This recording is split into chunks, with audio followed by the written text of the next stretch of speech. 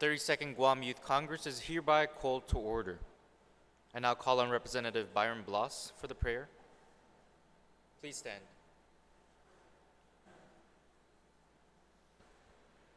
In the name of the Father, and the Son, and the Holy Spirit, amen.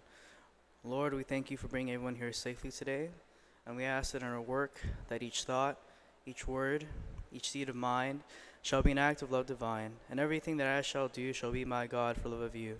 The gift of life you gave to me, or let my heart your dwelling be. What is there that I would not do, my God and me, for love of you? Amen. In the name of the Father, and the Son, and the Holy Spirit, amen.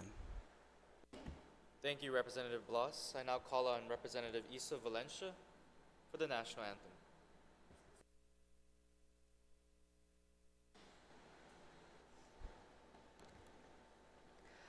Oh, say, can you see by the dawn's early light what so proudly we hailed at the twilight's last gleaming, whose broad stripes and bright stars whom a perilous fight o'er the ramparts we watched were so gallantly streaming, and the rocket's red glare, the bombs bursting in air, gave through to the night that our flag was still there. Oh, say does that star-spangled banner yet wave o'er the land of the free and the hope of the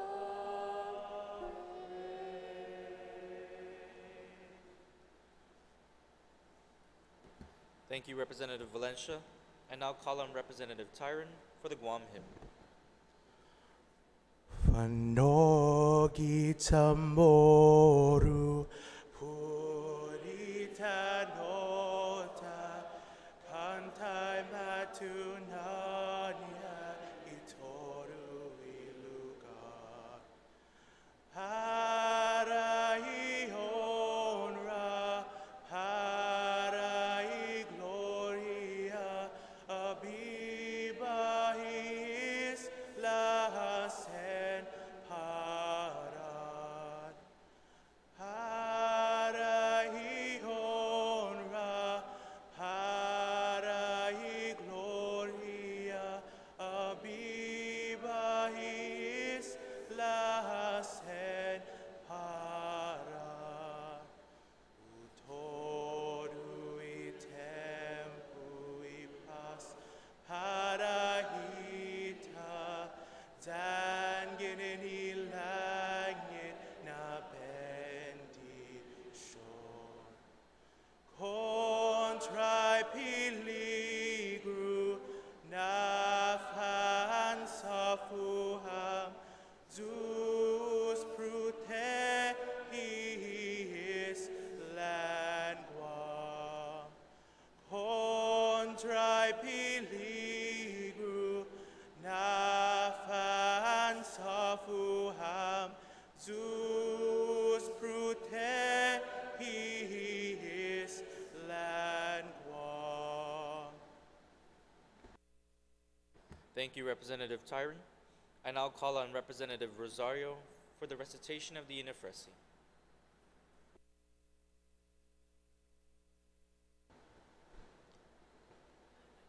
Inifresi, Ginini Mustak.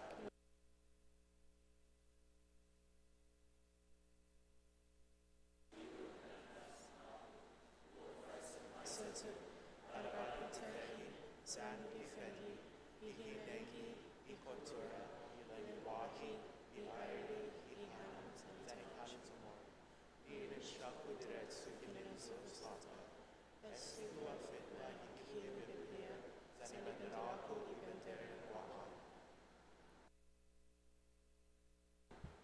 Please be seated.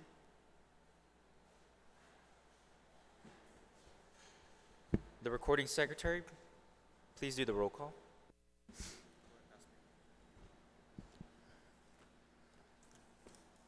Representative Cabrini Uggan, Representative Byron Blas, Representative Travis Blas, Representative Adriana Cruz, Representative Kyle DeHilig, Representative Noel Brandon DeGracia, Representative Joshua DeChoso, Representative Lauren Dinsman, Representative Maria DeLohan, Representative Abel Isaiah Duenas, Representative Davin Felison, Representative Prairie Garrido, Representative Al Labang, Representative Stephanie Lorenzo,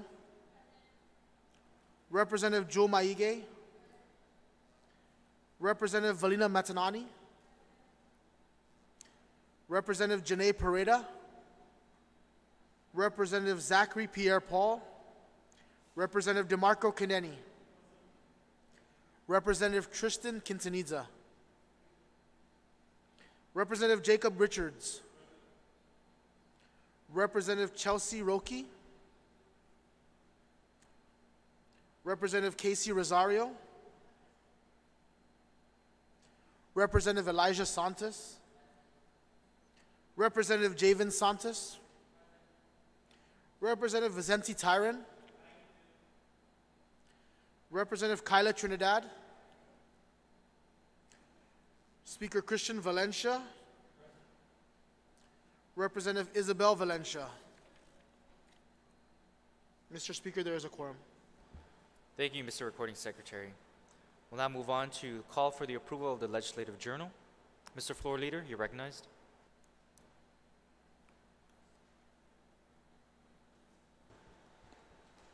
Mr. Speaker, if no one has any committee reports from the committee, I make a motion to waive items 7 through 11 from the agenda today. There's been a motion to waive legislative session agenda items 7 to 11. Is there an objection? Seeing as there are none, motion passes. Moving on to the introduction and first reading of bills and resolutions. Mr. Recording Secretary.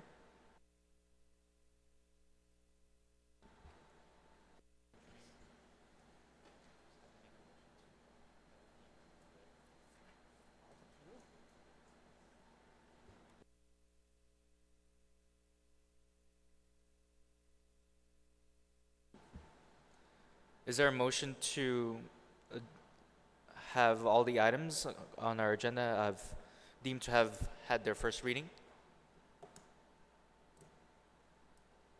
Mr. Floor Leader? Is there a motion that all the items on our session agenda today to have been deemed had their first reading? Mr. Speaker, I'll make the motion that all session agendas be deemed having their first reading. There's been a motion that all the items on our session agenda today to have had their first reading. Are there any objections? Seeing as there are none, motion passes.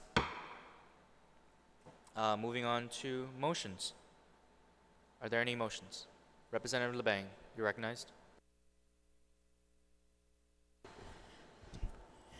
Mr. Speaker, I move to place Bill 4-32 to second reading file.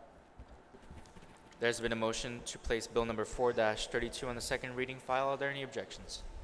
Seeing as there are none, motion passes. You may continue. Can I have the recording secretary read the title? Mr. Recording Secretary, could you please read the title for Bill number 4-32?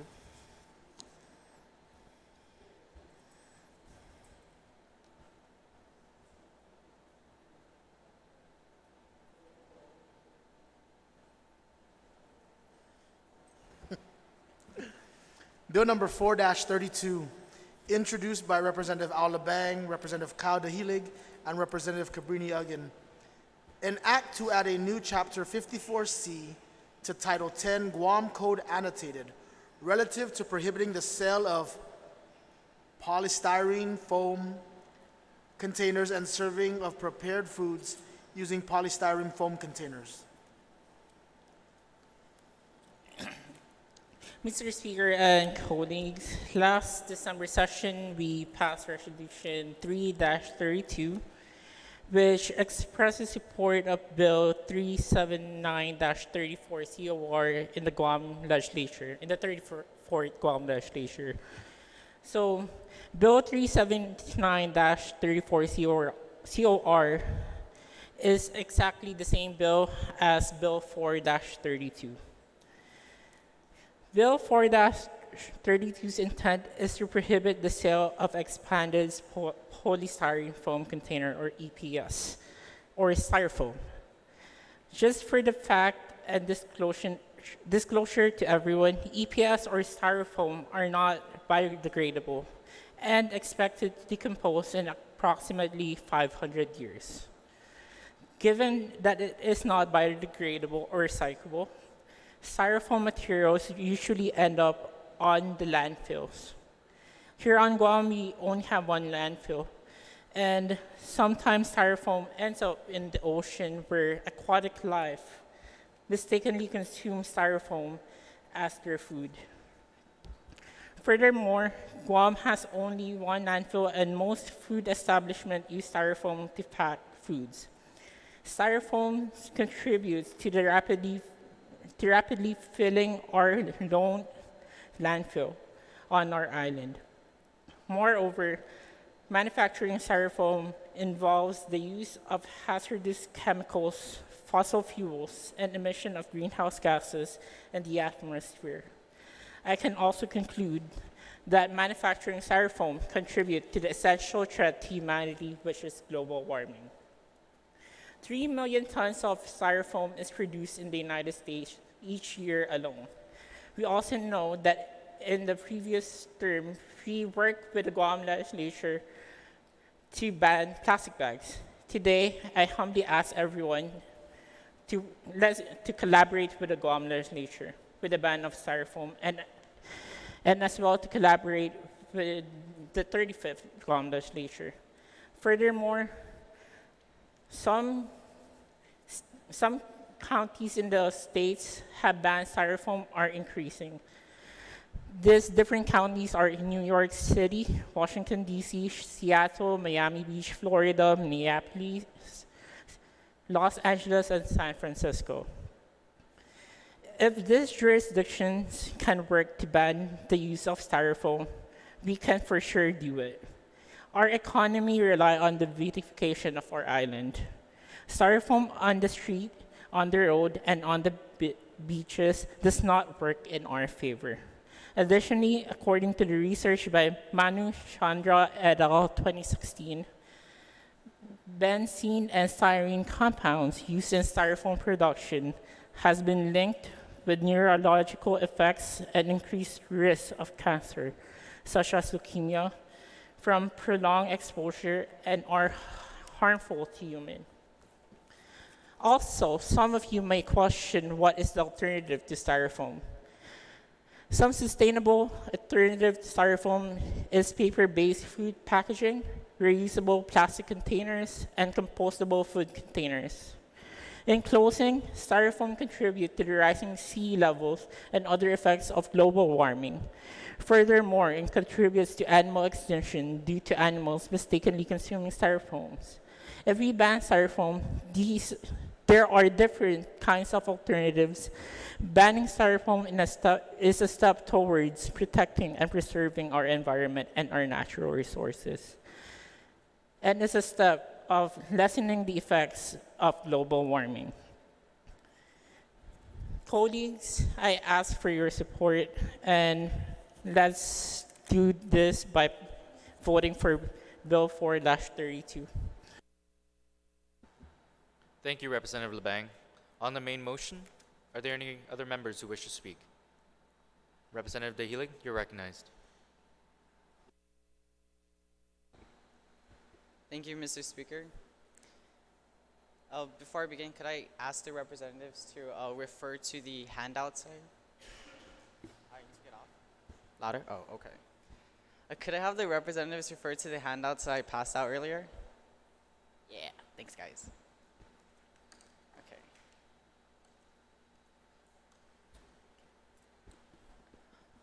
Hafade, Mananasizuis y Congresion Manhobenguahan, and the island of Guam. It is with great honor that I, alongside Representatives Al and Cabrini, introduce Bill 04-32 today. I'd also like to acknowledge the original author of this bill, former Senator Fernando Esteves, and his staff, and to thank them for introducing this bill in the 34th Guam legislature. At our first regular session, we reaffirm Youth Congress's position for protecting our environment and wildlife by unanimously supporting Resolution 03-32, Suzus Maasi. And I ask for your continued support to pass Bill 04-32. This bill presented to you today is the same bill we, as a body, voted to pass for an official resolution of support. In preparation for today, I reached out to the hotel industry and to my constituents to hear their voices and to hear what they had to say. When I asked what was their hotel's policy on the use of polystyrene containers, Pacific Islands Club Hotel replied, and I quote, "We use biodegradable food containers in our restaurants for any takeout food orders," end quote. If our hotel industry already has taken the first step to adopt and enforce the use of biodegradable food containers, sisters and brothers, this is our proof that our island understands the urgency to be more environmentally conscious, and that we are already walking the path to #end plastic pollution. At our committee meeting last weekend, I presented that information and the Land, Earth, and Friend Club's letter to the Committee on Land and Environment. The Land, Earth, and Friend Club is the proactive environmental organization at Ukudu High School. And last weekend, they provided us a compelling argument to support Bill 04-32. The Land, Earth, and Friend Club works with students from all grade levels to connect with nature, provide educational opportunities, and to support legislation that supports the environment. What was apparent as last weekend, as is today, they call on I Congresion Manhobenguahan, us, to continue to serve the environment and the people of Guam by enabling us to be more conscientious through our everyday activities, like ordering takeout. Sisters and brothers, cities across the United States have adopted measures similar to this and are in effect today. New York City, Portland, Seattle, to name a few. What we are proposing is not radical, it is not new. It is understood by the community and it is relevant today. By supporting our bill to ban polystyrene containers at restaurants, we together show that the environment and nature is important to us and wildlife. I humbly ask you, sisters and brothers, to please vote in favor of Bill 04-32. Undongkalu na si Diyos maasi, maraming salamat po, and thank you. Thank you, Representative Dahilig. On the main motion, are there any other members who wish to speak?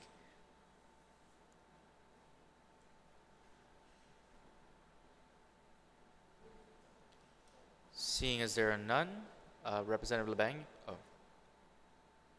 Representative Santos, you're recognized. I'd like to ask questions to the primary sponsor, if he would yield. Representative Labang, do you yield? Yes. You may continue. I was just wondering if the primary sponsor could clarify where the funding in the bill goes.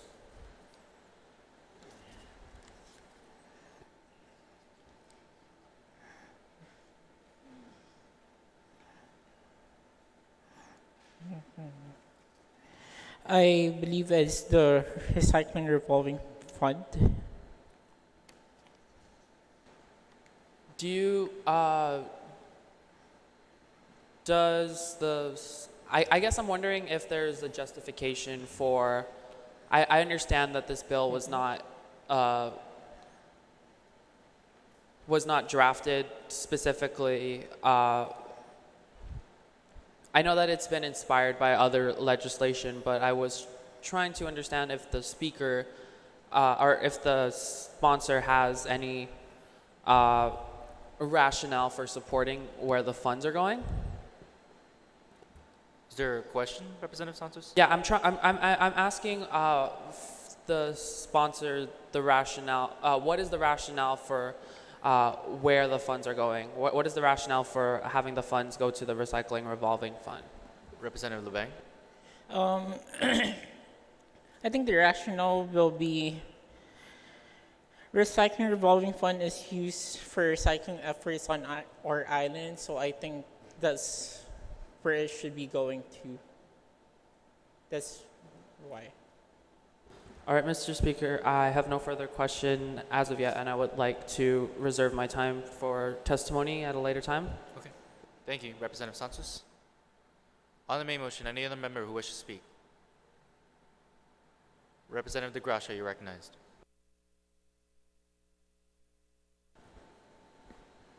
Hi, Mr. Speaker. I'd just like to point something out on page 2, line 9. I think it's just a small grammatical error that the word leader to be changed to litter.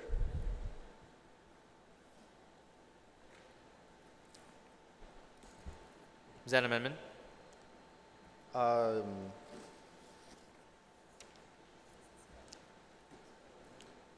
Yes, Mr. Speaker.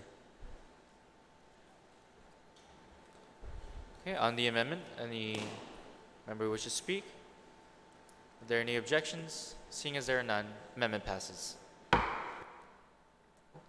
Anything further? Nothing further, Mr. Speaker. Thank you, Representative De Gracia. Representative Tyron, you're recognized.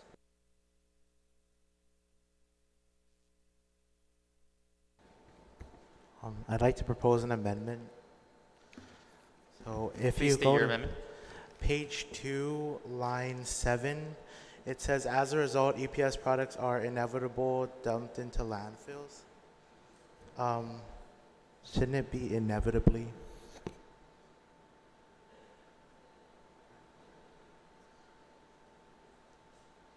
What is your amendment? To change inevitable to inevitably. Oh, okay. Thank you. On that amendment, are there any objections? Seeing as there are none, motion passes. On the main motion, any other member who wishes to speak? If none, Representative LeBang, you're invited to close.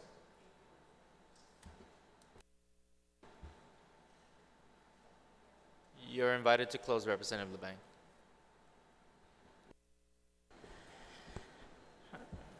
I just want to thank everyone, especially Representative DeHillig and Cabrini again.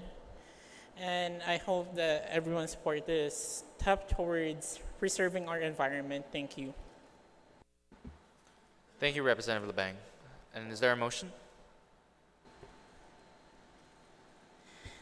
Mr. Speaker, I move to place Bill 4-32 to third reading, to third reading file. There's been a motion to place Bill number 4-32 onto the third reading file. Are there any objections? Seeing as there are none, motion passes. We're still in motions. Any other member? Are there any motions? Representative LeBang, you're recognized. Mr. Speaker, I move to place Bill number 7-32 to second reading file. There's been a motion to place Bill number 7-32 onto the second reading file. And is there a motion to discuss? Yes. I'm sorry. Okay, and there's also a motion to discuss. Are there any objections? Seeing as there are none, motions passes. You may continue. Okay. So for Bill 7-32 is similar to a bill that I introduced last term, which giving the body enough time to select the recipient of the Youth Leadership Award. On the current law, we're supposed to award every quarter or every 3 months. So we as a body have session once a month, and often we meet before a session to discuss referred bills and to set up session agenda. Also, last session, I have resolution 7-32, which, Mr. Speaker, you asked that we ask for more time. So that enlightened me, and I reintroduced this bill. Actually, changing the distribution of the Youth Leadership Award from a quarterly basis to an annually basis will give us more time to disseminate the award. We can have more flexibility on when we can give the award. It'll give us more time to receive nomination and for the process to take place. It'll give us more time to examine nomination. When making the process annually, it will be beneficial for us and efficient. So that's basically my opening statement, and I also want to make a motion to add Secretary Stephanie F.L. Lorenzo as one of the co-sponsors of this bill.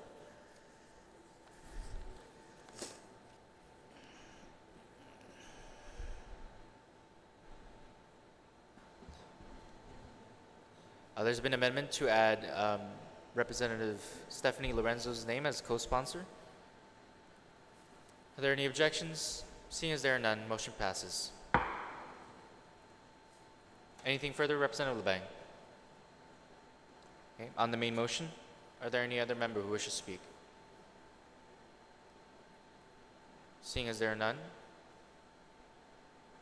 Representative LeBang, you're invited to close. Mr. Speaker, I waive closing. And is there a motion? And is there a motion?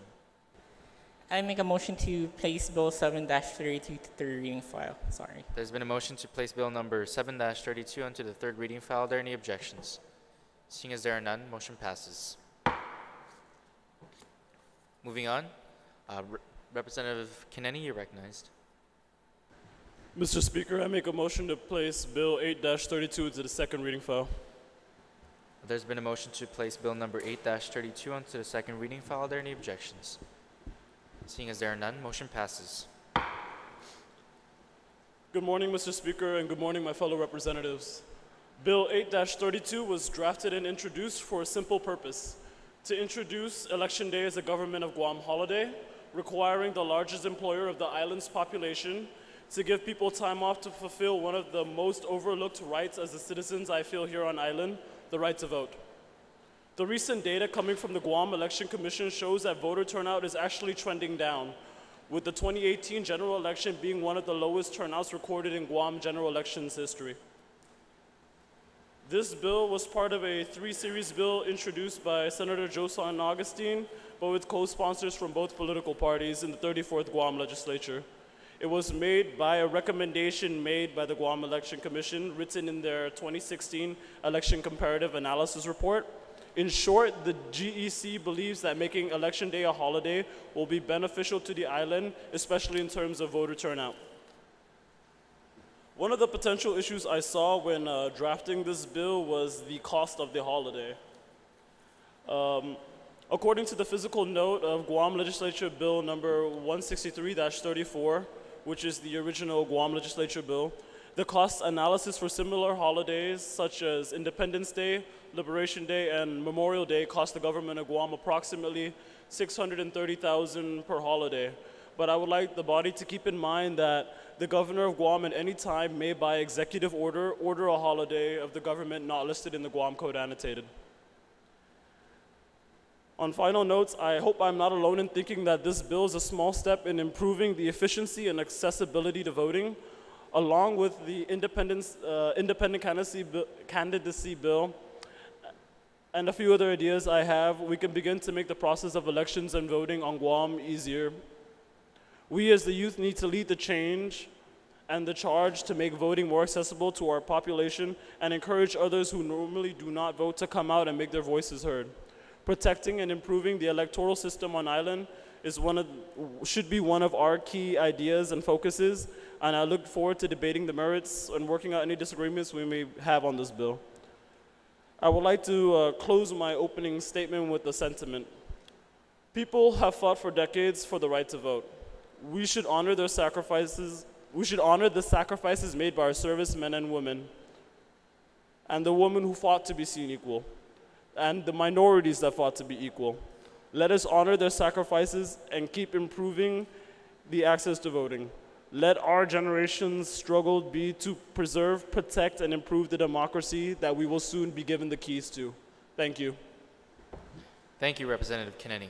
On the main motion, there another member wish to speak? Representative Santos, you're recognized.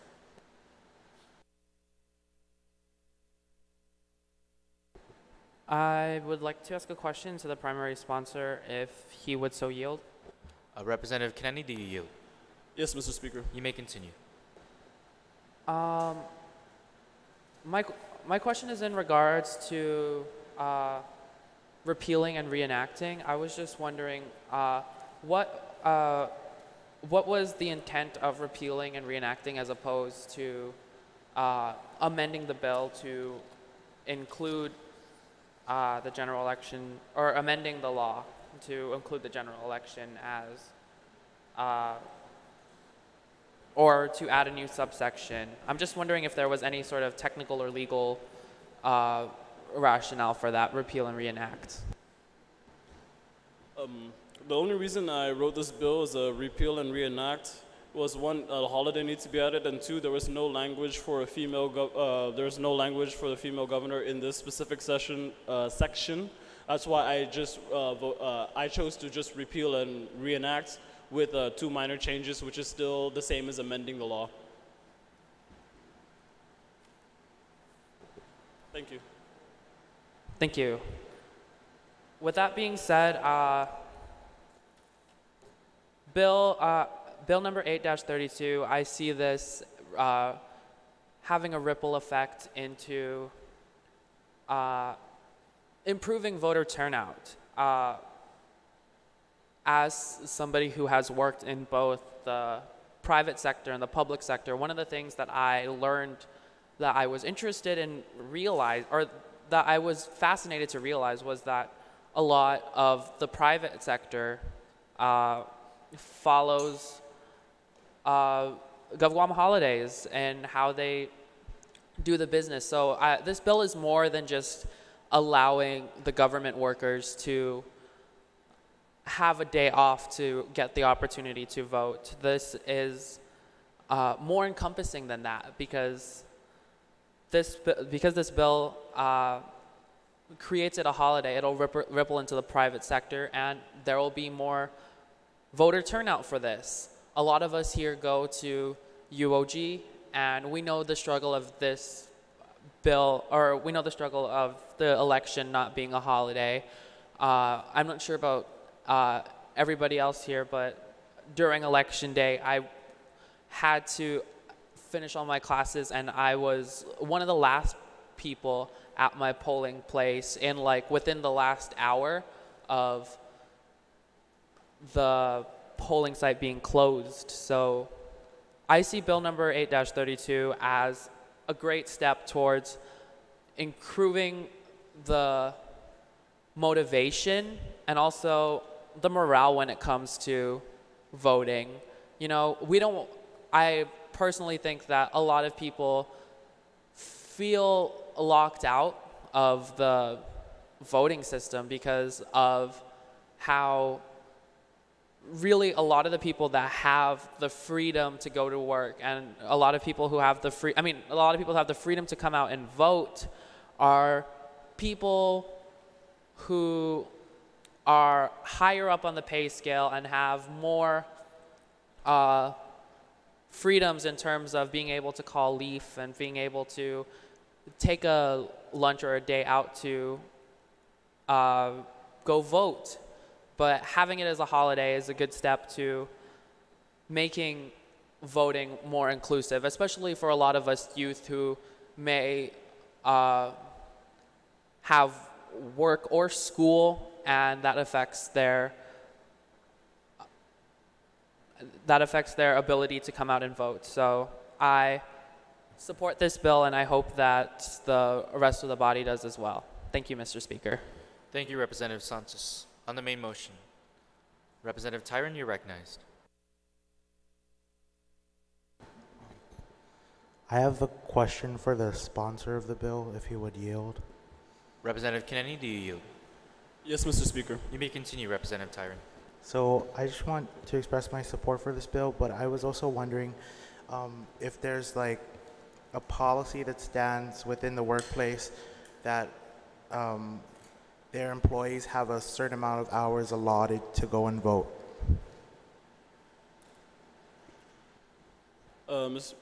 I'm only going to speak to as far as my current knowledge right now, and I know there is a set of policy that allows for workers, someone correct me if I'm wrong, between I think 2 to 4 hours to allow them to vote, but sometimes sometimes the time that they are allowed to vote, they can't even make it down to their home village to vote and get back in time to be in time for work, so they forgo the hours given to them to vote because it would just be too much hassle to even leave the office. That's why giving it as a day off ensures that there's no problems, at least on the government of Guam side, getting to the polling sites. Okay, thank you. Anything further? No. Thank you, Representative Tyron. Any other member who wishes to speak on the main motion? Representative Quintanilla, you're recognized. Good morning, everyone. I would like to speak in support of this bill.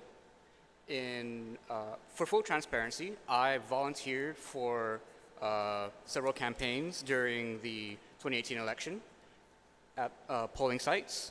And during the primary, August 25th, it was a Saturday, and I noticed that the primary turnout dwarfed that of the election day turnout at the polling site that I was volunteering at, which the primary took place on a Saturday, August 25th, and the election day itself took place on a Tuesday, November 6th. Because it's not a holiday, I noticed that fewer people were able to come and vote during the election day itself, and I suspect that that may be because it was not a holiday and that they were not able to take off work. So I believe making the election day a holiday will increase the freedom that citizens have to participate in the election. Thank you. Thank you, Representative Quintanilla. On the main motion, Representative Garrido, you're recognized.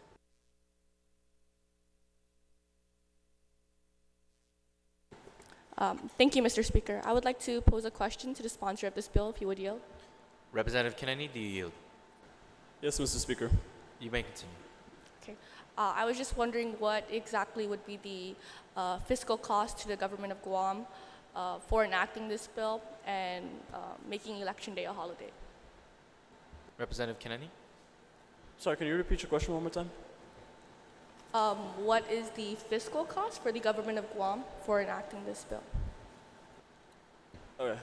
So, as I said earlier in my opening statement, the average cost is found in the physical note of the Legislature Bill 163-34. The average cost of holidays around this time, like Independence Day, Memorial Day, they normally cost around $630,000 for most agencies and some some autonomous agencies, which get most of their funds from the general fund. And the 630K is the 600 to 630,000 is consistent with most most cost of holidays here on the island.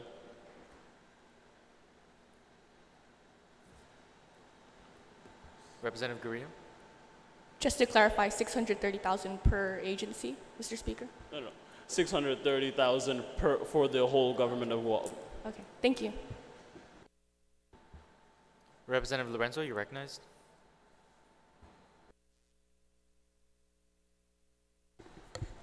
Thank you, Mr. Speaker. I just wanted to say that I am in full support of this bill. Like Representative Santos said, and Representative Quintanilla, that like I was also volunteering for some of the different sites, and it wasn't as, I want to say, like voter turnout was less in the general than it was in the primary. So I am in support of this bill. Thank you. On the main motion, any other member who wishes to speak? Seeing as there are none, Representative Kineni, you're invited to close. Thank you. In closing, I just have a few things to say. Election Day as a holiday is one of those things that are being also debated on the national stage. Down to it's always going to be down to party lines, but here I appreciate the fact that there are no party lines. We're very open about ideas that can actually improve our government, so I hope this bill passes with full support and we can at least push this through the Guam legislature. Thank you very much. Thank you, Representative Kineni. Still on the second reading file? Representative Kennedy, you're recognized. Oh, wait, is there a motion? I make a motion to move Bill 8-32 to the third reading file. There's been a motion to place Bill number 8-32 onto the third reading file. Are there any objections?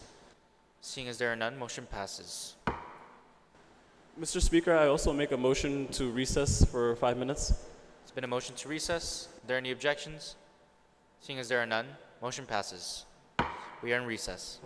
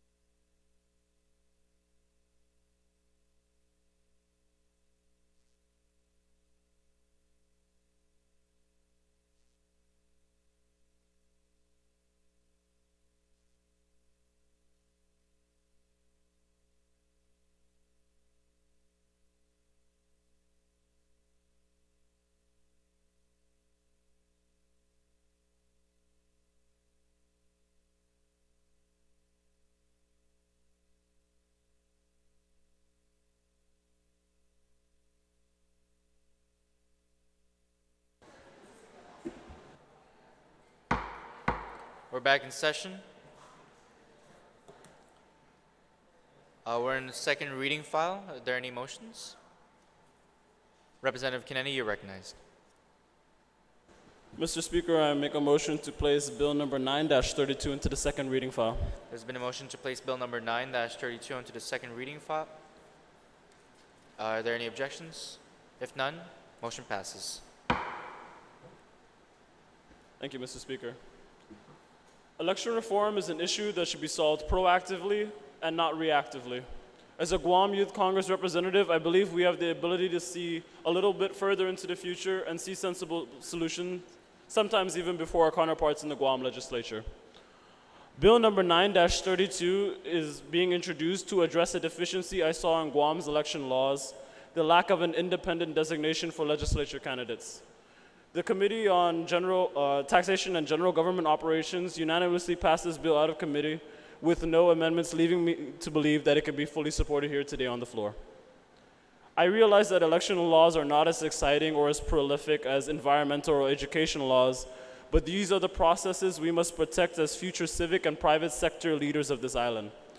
Independent candidates, in my opinion, can focus more of their time thinking about policies and ideas rather than being burdened down by the island's rather ineffective party system. One of the examples I would like to use comes from the U.S. Congress itself. They have, in the Senate, they have two independent senators, Senator Angus King and the more popular Senator Bernie Sanders. Both of these senators are actually independents, but they caucus with the Democrats out of their own free choice. Now, I'm not saying this is a system that's going to be used for Guam, but I feel we should give at least the opportunity for those who do not want to directly identify as Democrat or Republican an opportunity to run for the legislative body of Guam.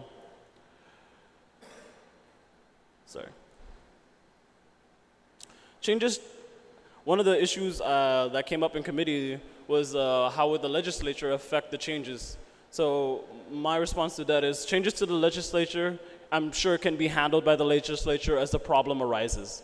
But I feel it is at least important to give ordinary people who feel like they do not have the connections, an additional option for running for office. This bill should open up the process to more than those who just work the political systems and believe it's their time. Thank you. Thank you, Representative Kennedy. On the main motion, any other member who wishes to speak?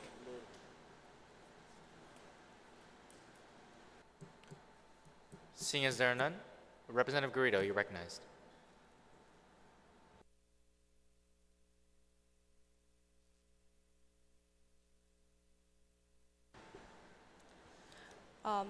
So I think partisanship on Guam is fairly apparent, just like in any other place. And although this isn't a bad thing, I think the notion of allowing more neutral candidates to run as an independent allows for more leeway in terms of voting. These candidates wouldn't be constrained by pressure from political parties, and essentially grants more options for them. So yeah, I just wanted to say that, and I wanted to express my support for this bill. Thank you. Thank you, Representative Garrido. Any other member who wishes to speak? Representative DeChoso, you're recognized.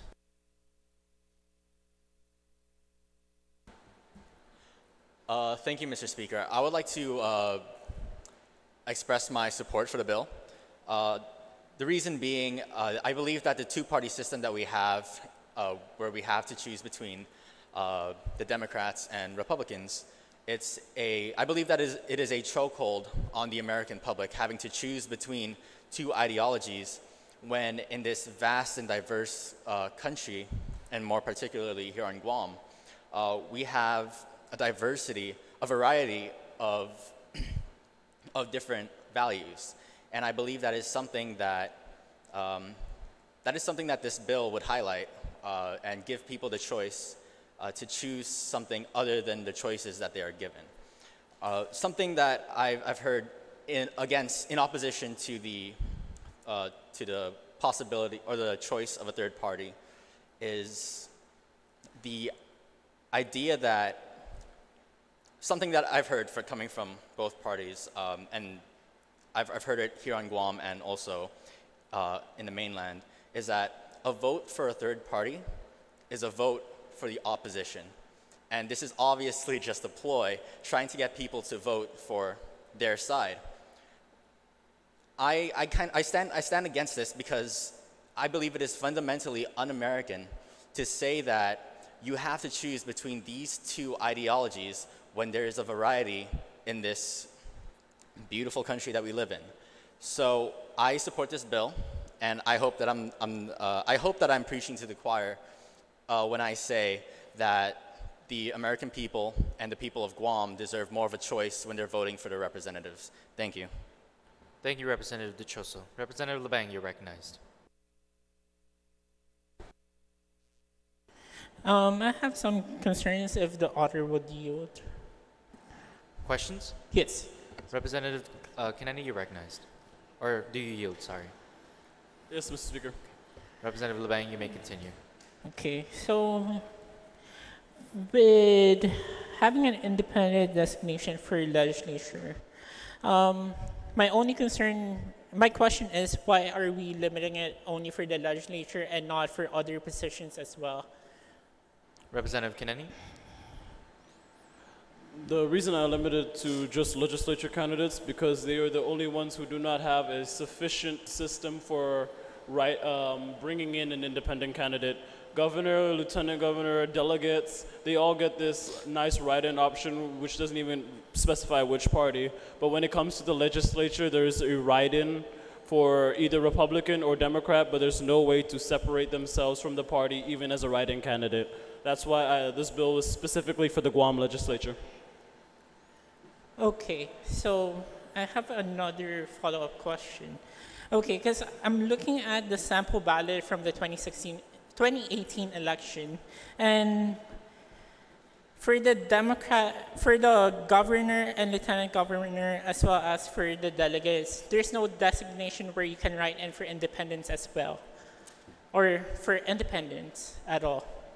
Because you either write in as a Democrat or you write in as a Republican as well. That's for the lieutenant governor, governor, and the Guam delegate. So another question is, how if there is a third party that want to enter the race, like let's say a Libertarian Party or Green Party? Will they be allowed to be on the ballot as well? I guess if the question is, would this allow for an actual third party to form? That's up to the independents that run. However, we're giving them the choice to not just pick between Democrats and Republicans. We're giving them the middle way, the leeway they need to use their policies and beliefs rather than to, not conform, but to mostly fit in with ideologies that they may not all agree with. Does that satisfy your question, Representative Bang? Yes, then I have one more question, and it's just... Make it brief. How we only have like 15 candidates for each party for senators, right? Let's say how if there is more than 15 for independents. According to the language of this bill, there cannot be more than 15 independent candidates for the Guam legislature. Just a follow-up, would it be shortened from the primary election, like how we do Democrats and Republicans? What? Please repeat your question. Like for the primary election, how there is a large number of candidates running for senator, and after the primary, some of them won't be on the ballot anymore, like how we do it with the Republican and Democrats. Would it be the same process as independents or other parties? According to the bill, only the first 15 successful petitions for candidacy, independent petitions for candidacy, will be allowed on the ballot. There will be no more than 15 candidates, and there will be no primary for the independent candidates. Okay, so one more question. So if I'm the 16th candidate to file a petition to run as an independent, it means that I cannot run or I can run? The GEC will, if there were 15 successfully filed independent petitions, the GEC will not accept another petition for an independent designation. So it's basically, I cannot run anymore, right, Mr. Speaker? There is a cap of 15 independent candidates, yes. Yeah, that's my only concern. Thank you.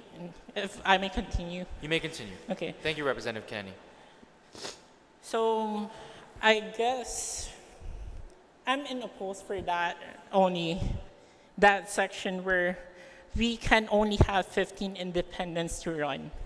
Because I believe that they should open more slots for primary and lessen it, tone it down for the general, like how we do Republican and Democrats. Because this suppress your will to run as an independent. It's just kind of undemocratic for that clause, I guess. Maybe if we can amend it where we don't have a capacity for independence, just tone it down when it comes to general after primary, where we tone it down to 15.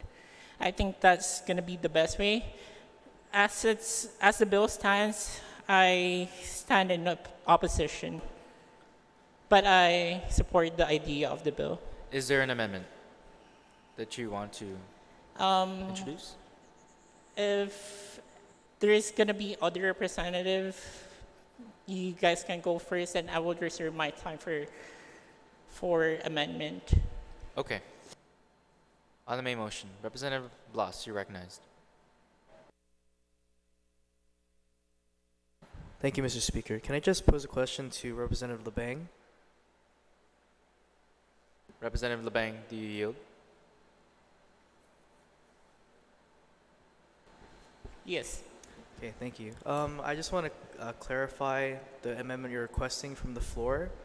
Are you requesting to increase the capacity of independent candidates for the primary election? Yeah, just having no capacity on primary, but having only 15 for the general, like how the process is for the Democrats and Republicans. Because basically, we should open it for more independent candidates just instead of limiting to 15. Because I think we should not have even a capacity to have any capacity for any, position. Yeah. Does that satisfy your question? Yes, it does. Thank you, Mr. Speaker. No problem. Representative Santos, you're recognized.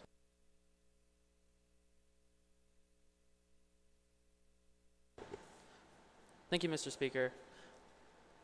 I came into session seeing the intention of creating more independent candidates, creating access to independent candidates as a great step to helping democracy and to allowing the opinions to not be so polarized in the way that politics runs today.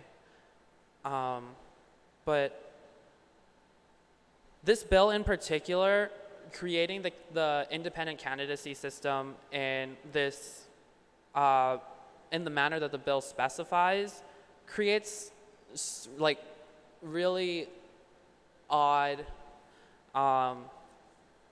problems because of the way that it reads. That kind of makes it seem like they're not a part of the primary election.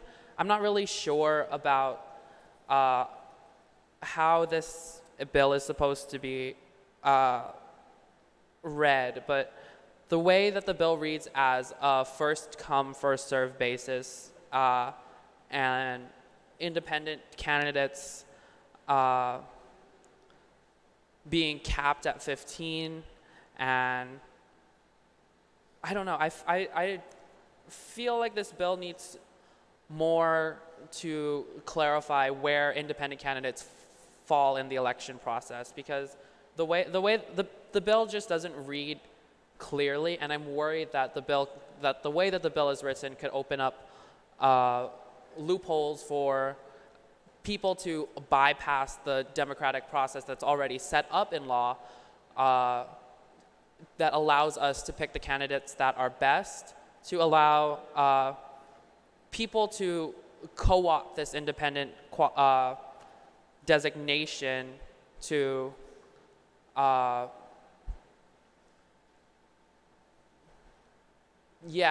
to bypass the democratic system that we have that allows us to choose our electors. I don't have any amendments here, but I'm just worried that instead of the intention of trying to prevent radicalization and to kind of create the neutral setting where you can have more places of thought or have more realms of thought in the political sphere, I'm worried that the way that this bill reads would create a venue for more polarized candidates to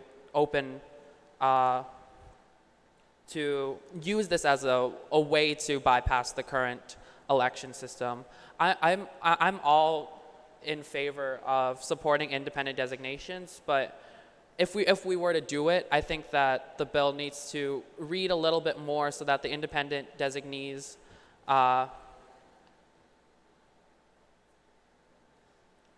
it's more clear that the independent designees have to follow the same process as the rest of the other senators who are running within the political parties. Just, it's really tough to, it's really tough to try to understand why there's a cutoff for the independent and where the independents fall in line in the election, not only in the general election, but in the primary election. And I think that the election reform needs a little bit more reforming. That is all. Thank you, Mr. Speaker. Thank you, Representative Santos. On the main motion, Representative Tyron, you're recognized. I'd just like to express my agreement with the words of Representative Santos, as I too share the same concern, because I believe that this bill needs to be further clarified, and I do think that there is a problem with having independent candidates bypass the primary election. So I think until it's given more clarity onto the matter, I would like to express my hesitation to vote for this bill, and yes, thank you. Thank you, Representative Tyron. Representative DeHelig, you're recognized. Thank you, Mr. Speaker. I'd like to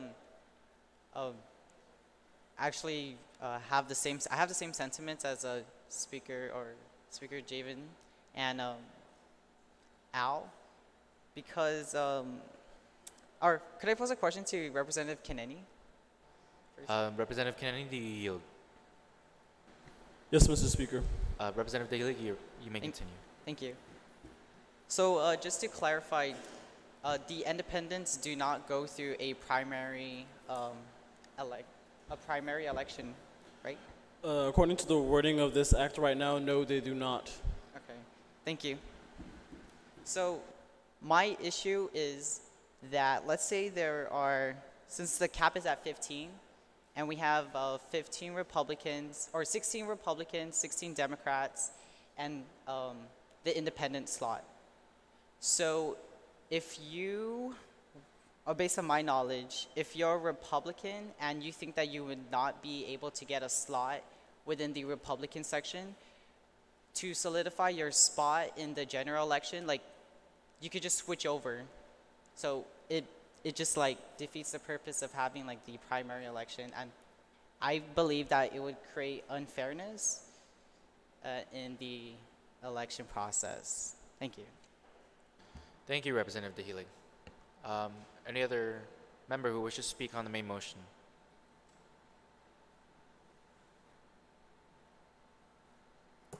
I believe there's an amendment going around.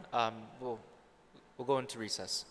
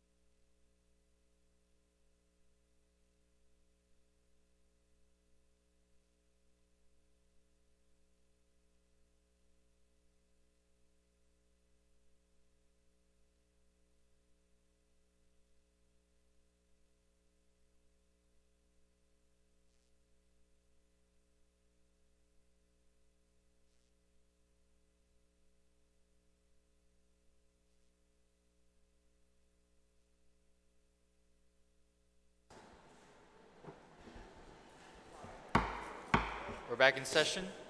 On the main motion, on Bill number 9-32, are there any member who wishes to speak? Representative Labang, you're recognized. I have an amendment. Actually, I just want to amend the amendment I have. Oh, I'm introducing the amendment. The Guam Election Commission, on page 1 and 2, for page 1, lines 11 through 12, and for page 2, lines 1 to 2.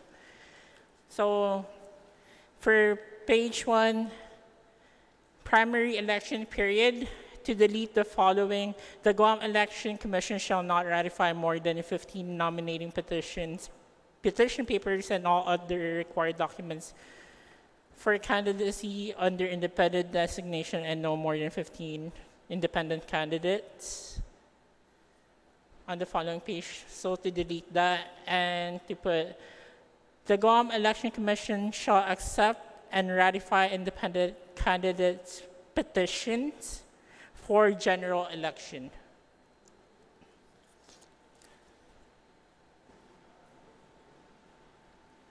Representative Labang, on the written amendment, it says primary election. I want to change that. Okay, so you're introducing it as for general election. Yes. Okay, I'll take note of that. And just to clarify, Representative Labang, you are deleting that whole sentence from the Guam Election Commission to independent designation on page 2. Independent candidates on line 2, page 2. So the amendment will read, the Guam Election Commission shall accept and ratify independent candidates for the general election for Ilestuturan Guahan shall have a place. Do you see where I'm going? Yeah. Also, can I have another? No, do you see how I see that's yeah. not I'm grammatical? sorry. Representative Labang. I'm sorry. So you're saying, just to clarify for the body.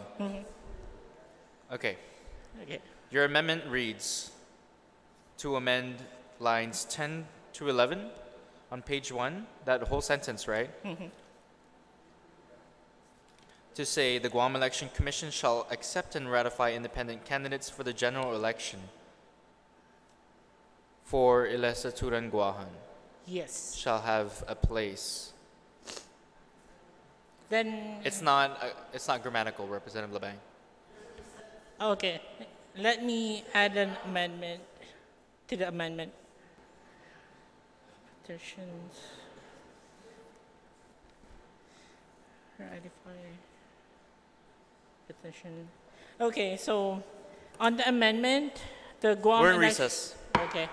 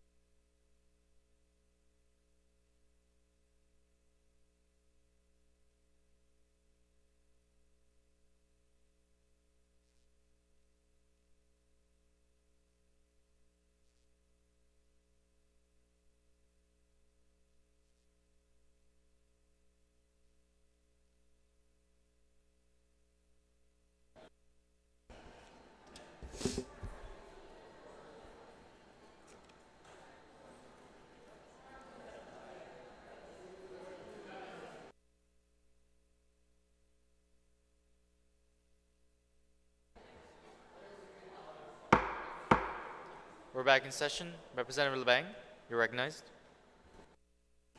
Mr. Speaker, I would like to withdraw my original amendment. Duly noted. Mr. Speaker, I make a motion to refer back Bill 9-32 to Committee on General Government Operation and Taxation. There's been a motion to refer Bill number 9-32 to its Committee on Jurisdiction. Are there any objections? There's been an objection. There have been objections. Let's take a vote. All those in favor of referring Bill number 9-32 back to committee, please raise your hand.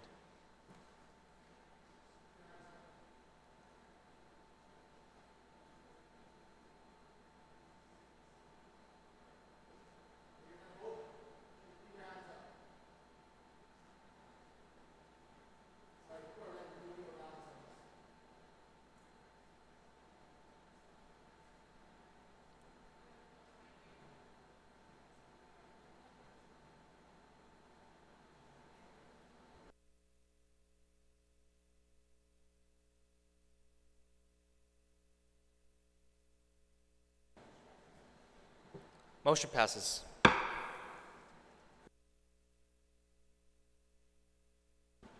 Moving on to our second reading file. Representative Lorenzo, you're recognized. Thank you, Mr. Speaker. I make a motion to move Resolution 9-32 to the second reading file. There's been a motion to place resolution number 9-32 onto the second reading file and to discuss. Yes. Are there any objections? Seeing as there are none, motion passes. Thank you. So Resolution 9-32 is recognizing the month of March as Developmental Disabilities Awareness Month, and I wrote this resolution in support of the Guam Developmental Disabilities Council. I find that it is very important that we as the youth take the month of March to really recognize and bring awareness to all the developmental disabilities individuals on Guam. As you could see on, actually, Mr. Sergeant at Arms Lawrence Alcairo is actually passing the amendment that I made on, I'll just wait. Sorry, waiting for the amendment. So the amendment is on page 2, line 19. This is just to add and to recognize more organizations that help the DISID Council. So one of them is CEDARS, that's at UOG, and then of course the University of Guam, and then the Guam Legal Services Corporation for the Disability Law Center. I just want to recognize one that I personally went to, which is CEDARS at UOG. They had a lot of I want to say like inventions that were really able to help the developmental disability individuals on Guam. Like I vividly remember they have like this iPad where you like press it and then it talks a word to you. They have like the catcher things that help like people bring down stuff from the China cabinets or like the tall cabinets. So I just like I said, I wrote this resolution to really, honor and recognize all of their hard work that they've been doing on Guam and for our community who may have developmental disabilities. So I ask that you please support this resolution, and thank you. But yes, so for the amendment, that's line 19, page 2, to include everyone else. Does everyone have the amendment? Okay. On the amendment, is there any member who wishes to speak? Are there any objections? Seeing as there are none, the amendment passes. On the main motion, on resolution number 9-32, any member who wishes to speak? Representative Tyron, you're recognized.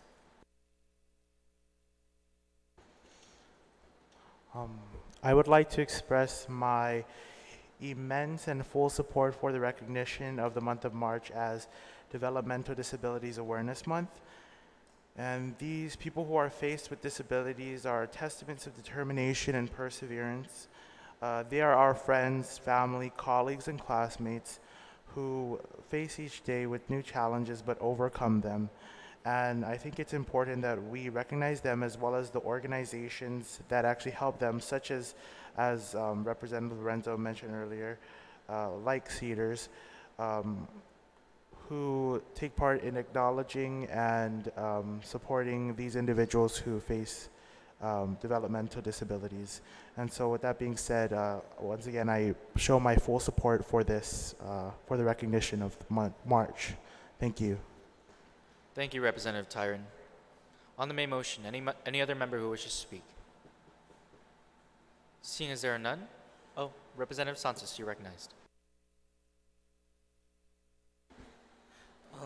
Before I add on to anything else, I would like to state that I am in support of this resolution, but I do have a concern that I feel the need to voice out, and knowing that March is also Mes Chamorro and Chamorro Month, I just feel like if March were to be recognized as the Developmental Disabilities Awareness Month, it would kind of overshadow Mes Chamorro. And knowing that we've had Mes Chamorro for a couple of years already, I just feel like perhaps it would be better or more convenient to at least change the month that we would be recognizing Developmental Disabilities Awareness Month as. Representative Lorenzo, do you have a point of information? Thank you, Mr. Speaker. So yes, my point of information is that, can I just get a raise of hand? Who here actually knows about Developmental Disabilities Month for March? One. Okay. Now, I just wanted to say yes, thank you for your point of information, Representative Santos, but I feel that growing up, I've always known as March as Mes Chamorro, and we wrote, and the co-sponsors wrote this so that we could bring awareness, because out of the 29 individuals in this room, we have one representative that raised her hand that knew about DISID Month.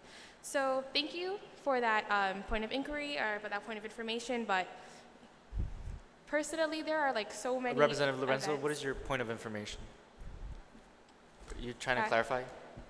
Point of information is that, I don't know, we can celebrate both, exactly, like Mr. Jeremy Alert said, we can celebrate both. That we can have both, Mes Yes. Chamorro and... Yes, Okay. we could share the month. Okay. Thank you. Thank you. Representative Santos, do you have anything further? Thank you. Any other member who wishes to speak on the main motion? Seeing as there are none, Representative Lorenzo, you're invited to close. Thank you, Mr. Speaker. So I hope that for the other representatives that didn't make testimony, I hope that I do have your support. But yes, please support this resolution. We could bring awareness to DISID Month, and we could finally, thank all of the hardworking organizations and individuals that really try to bring the awareness to those Masi. Is there a motion, Representative Lorenzo? Yes, Mr. Speaker. I make a motion to move Resolution 9-32 to the third reading file. There's been a motion to place resolution number 9-32 onto the third reading file. Are there any objections? Seeing as there are none, motion passes. Moving on, Representative Santos, you're recognized.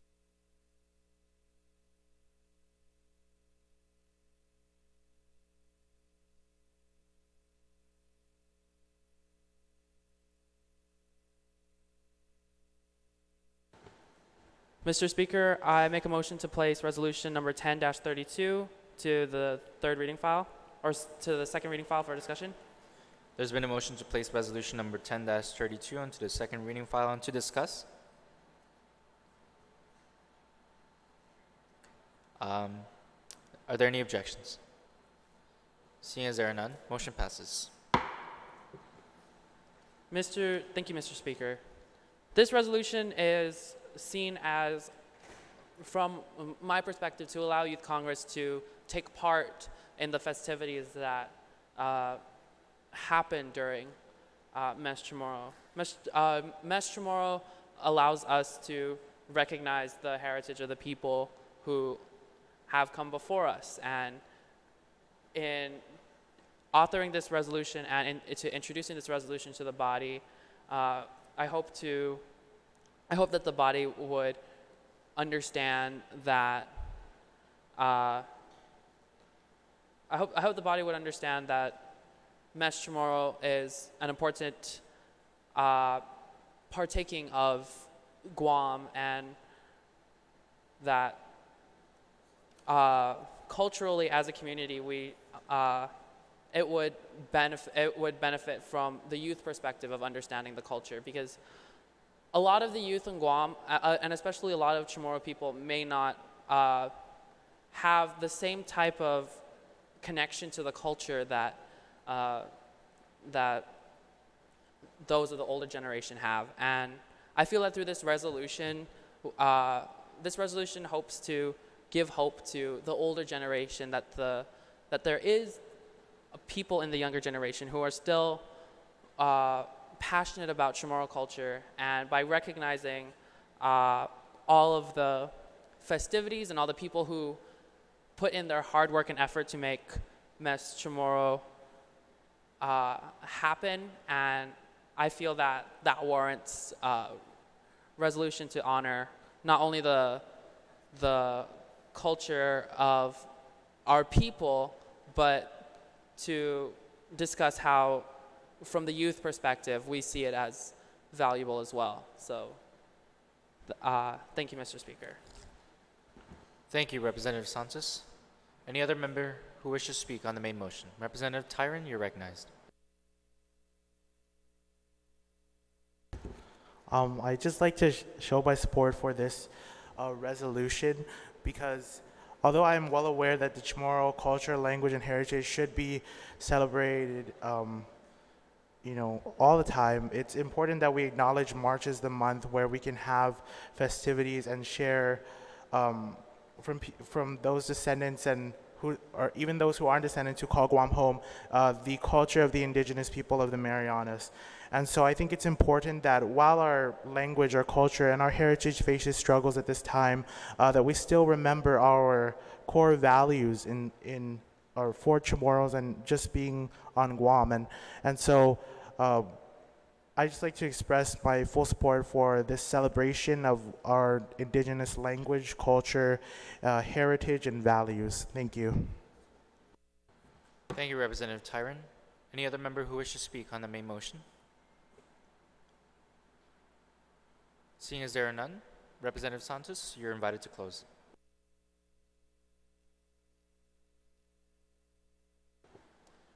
I'd like to thank Representative Tyron for coming up to make a testimony on this resolution, and I hope to have the body's support on showing the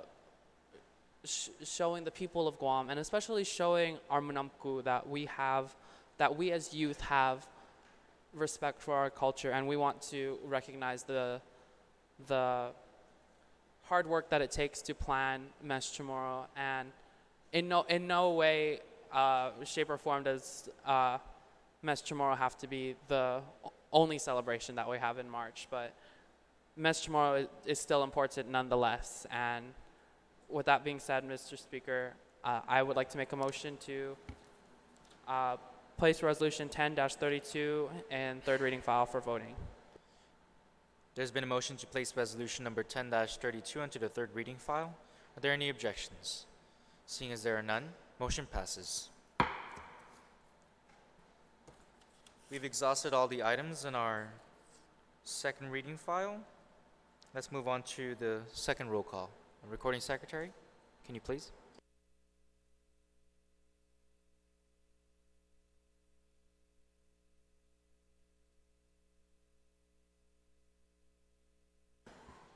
Representative Santos, you're recognized. I'd like to make a motion to have second roll call reflect first roll call. If there's no discrepancies, I'll.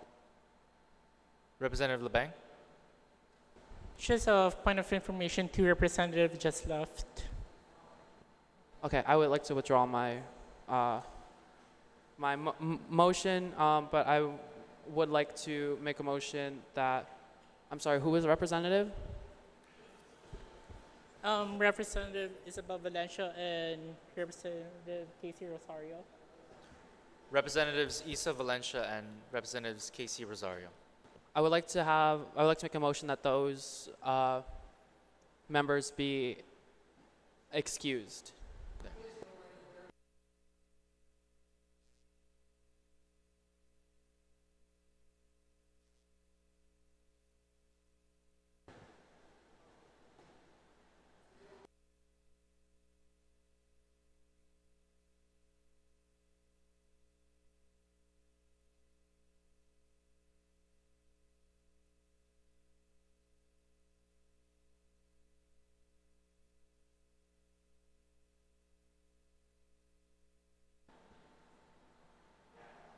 Okay, with that being said, I'll withdraw all my motions.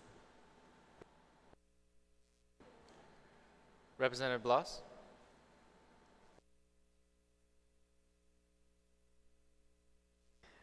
Thank you, Mr. Speaker. I'd like to make a motion that representatives who left earlier be excused. There's been a motion. Be excused for the sake of second roll call.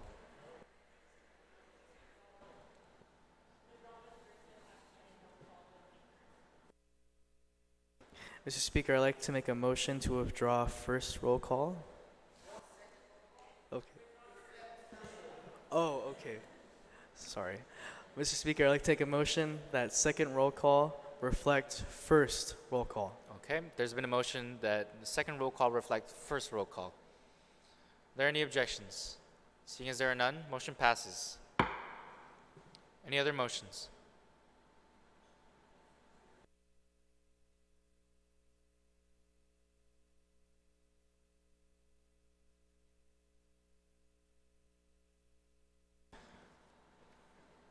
We'll move on now to the third reading file. Recording Secretary, could you please read the title for bill number?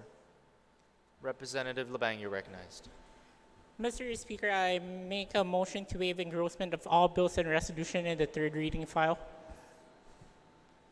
I'm sorry, could you repeat that?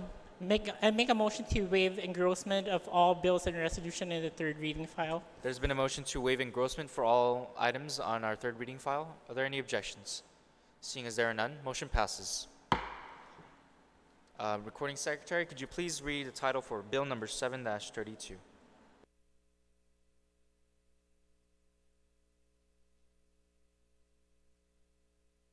I'm sorry, bill number 4-32. Bill number 4-32, introduced by Representative Labang, Representative Dahilig, and Representative Ugin, an act to add a new chapter 54C to Title 10 Guam Code Annotated relative to prohibiting the sale of polystyrene foam containers and serving of prepared foods using polystyrene foam containers. Roll call, please.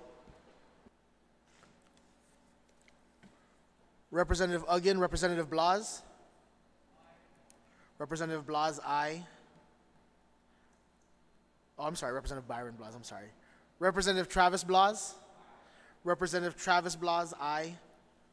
Representative Cruz, Representative Dahilig. Representative Dahilig, aye. Representative DeGracia. Representative DeGracia, aye. Representative DeChoso. Representative DeChoso, aye. Representative Dinsman. Representative Dinsman, aye. Representative DeLohan. Representative DeLohan, aye. Sorry. Representative Duenas. Representative Felisan. Representative Garrido. Representative Garrido, aye. Representative Labang. Representative Labang, aye. Representative Lorenzo. Representative Lorenzo, aye. Representative Maige. Representative Maige, aye. Representative Matanani. Representative Matanani, aye. Representative Pareda. Representative Pierre Paul. Representative Kineni. Representative Kineni, aye. Representative Quintanilla. Representative Quintanilla, aye. Representative Richards. Representative Richards, aye. Representative Roque. Representative Rosario. Representative Elijah Santos. Representative Elijah Santos, aye. Representative Javen Santos. Representative Javen Santos, aye. Representative Tyron. Representative Tyron, aye. Representative Trinidad. Representative Trinidad, aye. Representative Christian Valencia. Representative Christian Valencia, aye. Representative Isabel Valencia.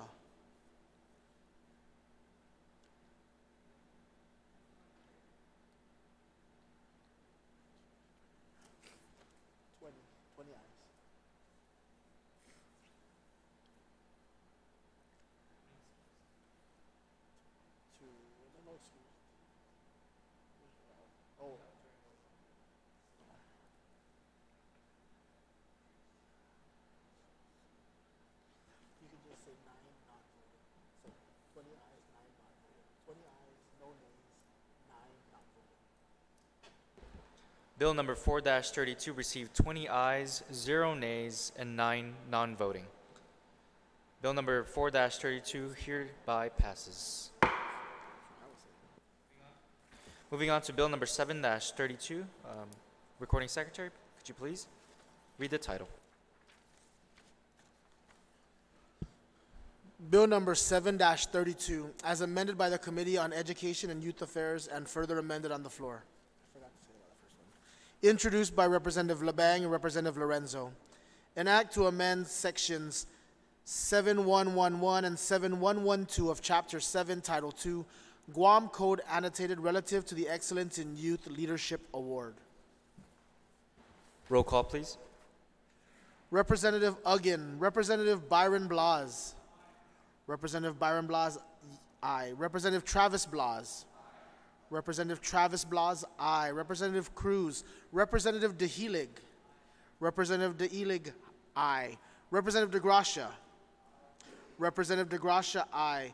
Representative DeChoso. Representative DeChoso, aye. Representative Dinsman. Representative Dinsman, aye. Representative DeLohan. Representative DeLohan, aye. Aye. Representative Duenas. Representative Fellison. Representative Garrido. Representative Garrido, aye. Representative LeBang. Representative LeBang, aye. Representative Lorenzo.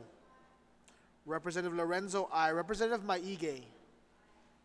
Representative Maige, aye. Representative Matanani. Representative Matanani, aye. Representative Pareda. Representative Pierre Paul. Representative Kineni. Representative Kineni, pass. Representative Quintanilla. Representative Quintanilla, aye. Representative Richards. Representative Richards, aye. Representative Roque. Representative Rosario. Representative Elijah Santos. Representative Elijah Santos, aye. Representative Javen Santos. Representative Javen Santos, aye. Representative Tyron.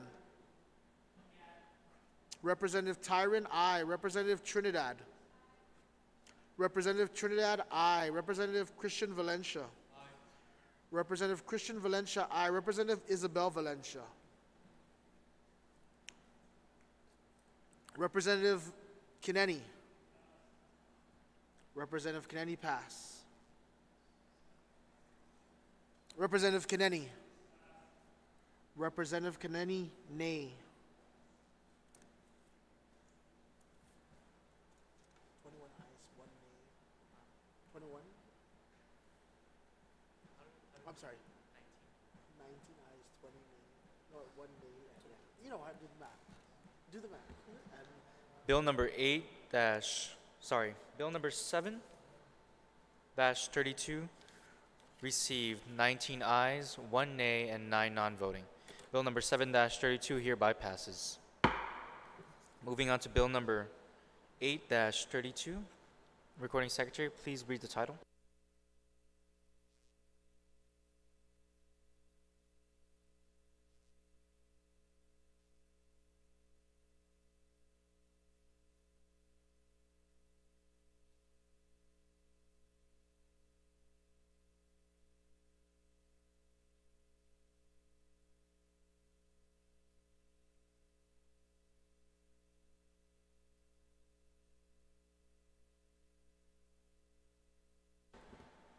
We're in recess.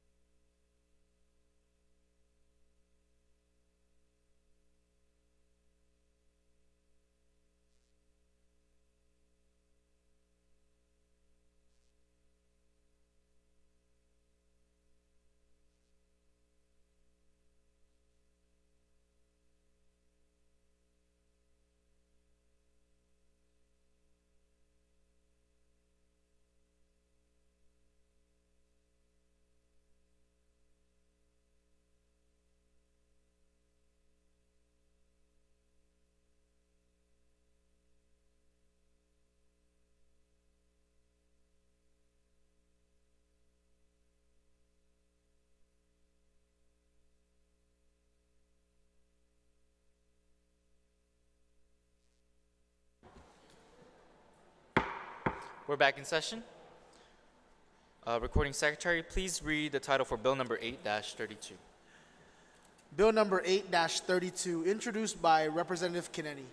An act to repeal and reenact Title I, Chapter 10 of the Guam Code annotated relative to adding the general election day as a, Roll call, please. the election day as a government of Guam holiday. Sorry. Roll call, please. Okay. Representative Uggan. Representative Byron Blas. Representative Byron Blas, aye. Representative Travis Blas. Representative Travis Blas, aye. Representative Cruz. Representative DeHelig. Representative DeHelig, nay. Representative DeGracia. Representative DeGracia, aye. Representative DeChoso. Representative DeChoso, nay. Representative Dinsman. Representative Dinsman, aye. Representative DeLohan. Representative DeLohan, aye. Representative Duenas. Representative Felisan. Representative Garrido. Representative Garrido, aye. Representative Labang. Representative Labang, pass. Representative Lorenzo. Representative Lorenzo, aye. Representative Maige. Representative Maige, nay. Representative Matanani. Representative Matanani, aye. Representative Pareda. Representative Pierre Paul. Representative Kaneni. Representative Kaneni, aye. Representative Quintanilla. Representative Quintanilla, aye. Representative Richards. Representative Richards, pass. Representative Roque. Representative Rosario. Representative Elijah Santos. Representative Elijah Santos, aye. Representative Javen Santos. Representative Javen Santos, aye. Representative Tyron. Representative Tyron, aye. Representative Trinidad. Representative Trinidad, aye. Representative Christian Valencia. Representative Christian Valencia, pass. Representative Isabel Valencia. Representative Labang. Representative Labang, pass. Representative Richards. Representative Richards, nay. Representative Christian Valencia. Representative Christian Valencia, nay. Representative Labang. Representative Labang, nay.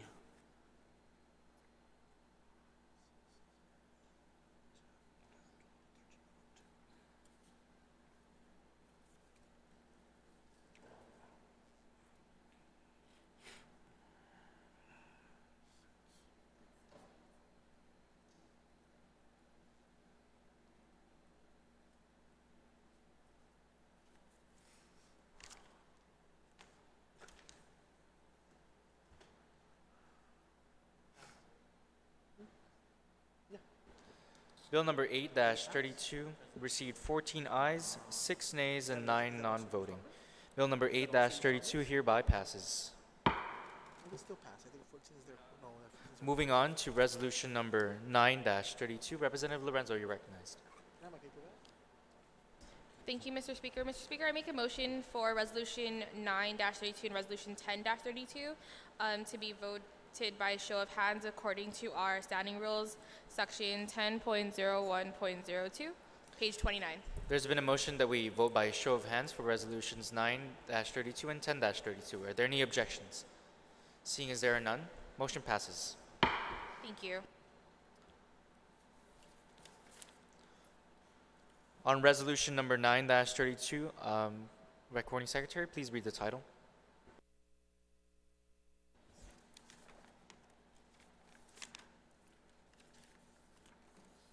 Resolution number 9-32, introduced by Representative Lorenzo, Representative Javen Santos, Representative Christian Valencia, and Representative Richards, relative to recognizing the month of March as Developmental Disabilities Awareness Month, and to further commend the numerous advocates and service providers on Guam for their tremendous efforts to bring awareness for developmental disabilities. All those in favor of resolution 9-32 as amended on the floor, please raise your hand.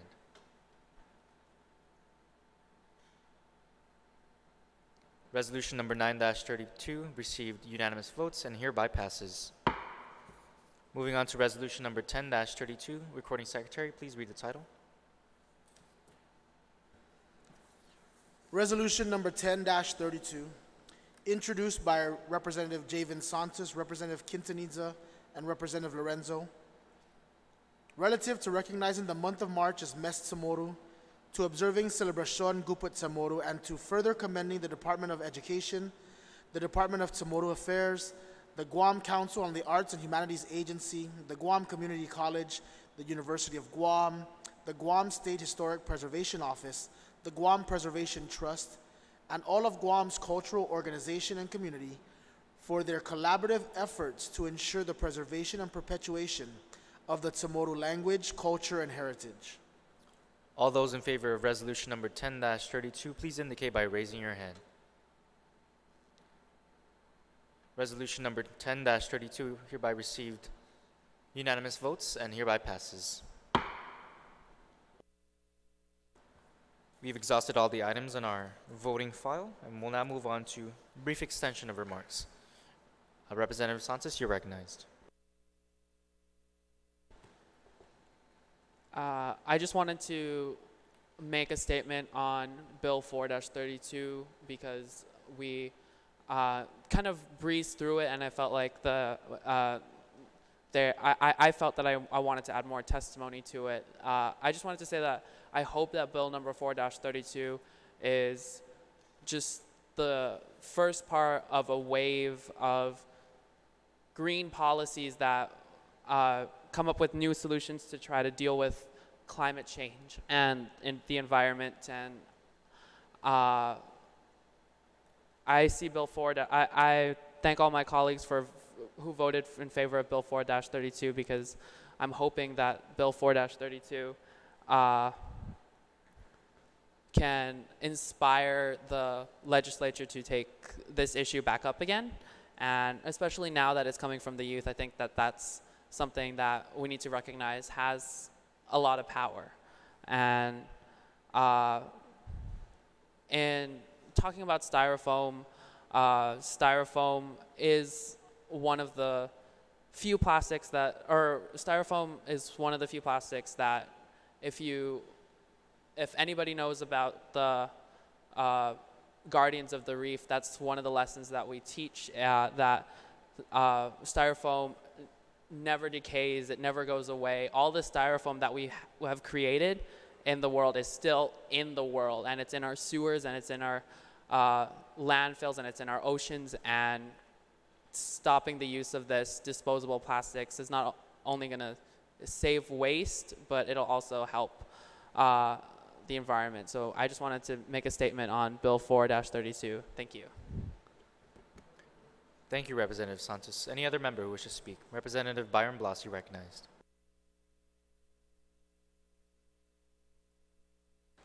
Thank you, Mr. Speaker. I would just like to express my disappointment with the fact that Bill number 9-32 did not get an opportunity to be voted in this month's session. And it was referred back to the Committee on Taxation and General Government Operations. We will be sure to ask and address concerns based on this bill, and hopefully we will get it back to everyone here by next month's session, and that it will have an opportunity to get voted on. Thank you. Thank you, Representative Blas. Any other member who wishes to speak? Representative Maige, you're recognized. May I ask a quick question to the body? Are we foreseeing any plans for the bill writing workshop?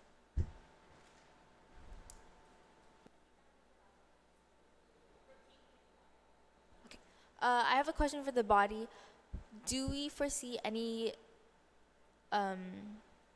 future plans for the bill writing workshop Yes. in the near future? Yeah. Thank you very much. Most likely in the next month, yeah. I promise. You can hold me to that. Representative Labang, you're recognized. I just want to state why I refer back Bill 9-32, because I think it's kind of flawed right now. I know that I have nothing against having an independent running, even though I'm part of a political party. If we're gonna do something, I guess we should do it precisely. we should be careful on how we word things. And I want to make an amendment, but I think I don't have time. That's why I kind of referred it back. So that's all. Thank you. Thank you, Representative LeBang. Representative Kennedy, you recognized. Thank you, Mr. Speaker. I would like to make a little bit of clarifications on Bill 9-32 because I do not believe I was able to offer any rebuttal on any of the concerns that were brought up after my opening testimony. So I guess I'll just use this time to kind of clarify what was meant. One of the things I was seeing constantly among the arguments was that this was supposed to be a third party, this was almost to be forming like a third party in the Guam Election Commission, and that was not the purpose of this bill. This bill was to allow certain individuals to run as independents.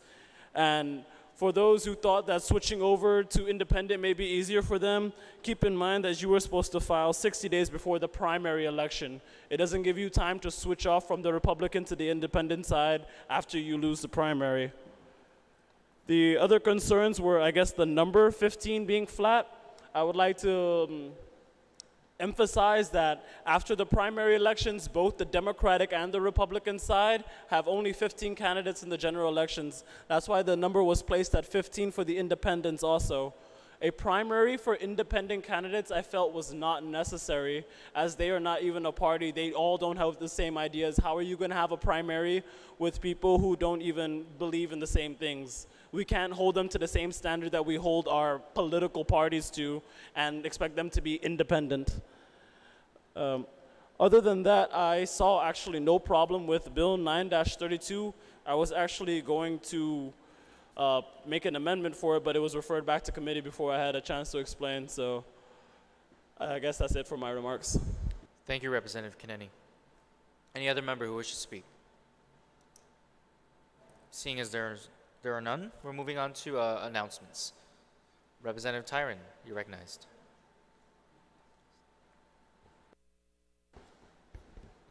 So, first off, I'd like to just say Happy Lunar New Year or Shinyan Kwaila to any of those who celebrate. And Tamuni Elementary School is now having a new schedule, so they have extended school days from 8 a.m. to 3 p.m. until their school year concludes on May 24th this year. And I just want to say thank you and Sijus Maasi to all of the supporters of the Latte Peace Festival, which was the 7th annual one for the Tutuha Mayor's Office. I'd also like to say that the next St. John's School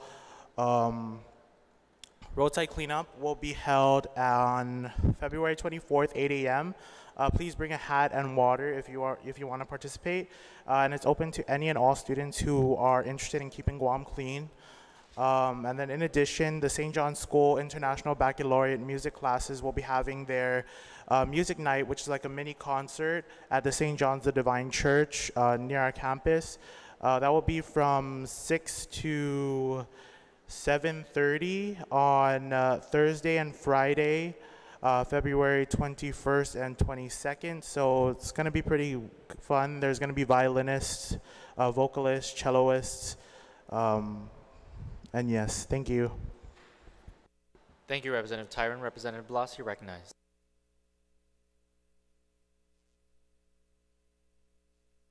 Thank you, Mr. Speaker. This coming Monday is President's Day.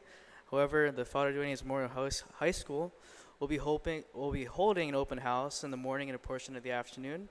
So if any of the fellow representatives and the people watching here have any brothers or cousins who are wishing to attend Father Duenas, this will be a good opportunity to get some insight about our school, our values, and what we can offer them as a college preparatory institution.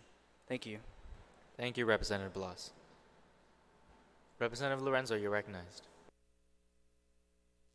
Thank you, Mr. Speaker. I want to say thank you to our representatives that voted for Resolution 9-32. And so because of that, I have the schedule of activities. I will be forwarding that to our group chat, but kind of a brief overview. So the presentation of resolution would be on Wednesday, February 27 at 12:30 in the public hearing room. And there's like a whole bunch of like awesome activities that I feel that we could just participate in. It doesn't have to be like all together, but if we could attend different times at our individual convenient schedule, then maybe that would be good too, to show our support. And yes, so the resolution presentation will be on Wednesday, February 27 at 12:30 in the public hearing room. February 7? 27. 27. Yes, Sizos Masi. Thank you. Any other member? Representative Richards? Vice Speaker Richards, I'm sorry. Oh, I know what this is. Thank you, Mr. Speaker. First, I would like to remind everybody that it is cold and flu season, so please wash your hands and use hand sanitizer and don't get anybody else sick, like somebody else may be sick. Anyway, I would like to announce that today is the Jigo Fiesta.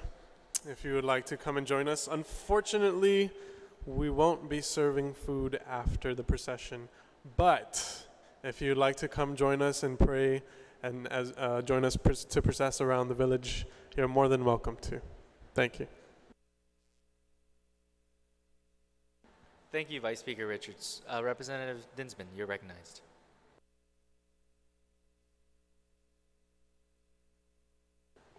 Thank you, Mr. Speaker. In lieu of it being Developmental Disabilities Awareness Month next month in March, I just wanted to let everybody know that Guam Community College, especially the American Sign Language Interpreting courses, will be hosting various events throughout the first week of March from the 5th to the 10th, including bingo, bowling, a sensory room at Guam Museum, a wave at Paseo, a movie night, and a picnic as well.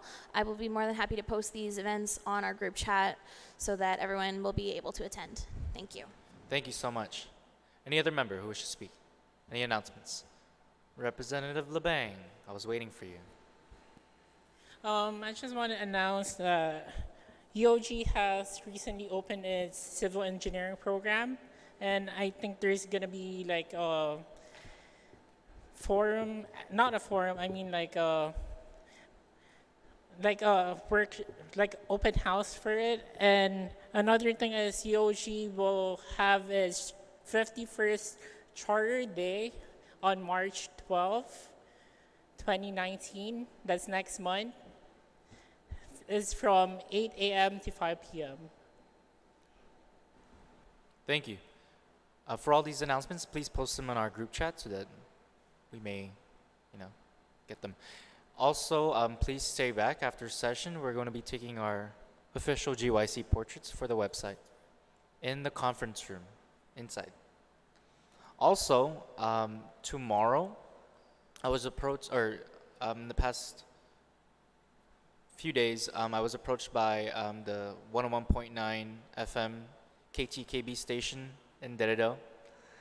They're asking if the GYC would like to come in on Sunday at 6 p.m. on their Kamusta Kababayan show. It's from 5:30 to 8, I believe. And I just want to put it out to all of you, if any of you want to accompany me to the radio station for just to talk about the GYC. You don't have to speak Tagalog. Okay, they can very well speak English. Okay, so if any of you would like to accompany me, please let me know by today. Okay, because it's tomorrow. Any other announcements? Representative Kennedy, you're recognized. Mr. Speaker, I make a motion to adjourn. There's been a motion to adjourn. Are there any objections? Seeing as there are none, motion passes. We are adjourned. Thank you.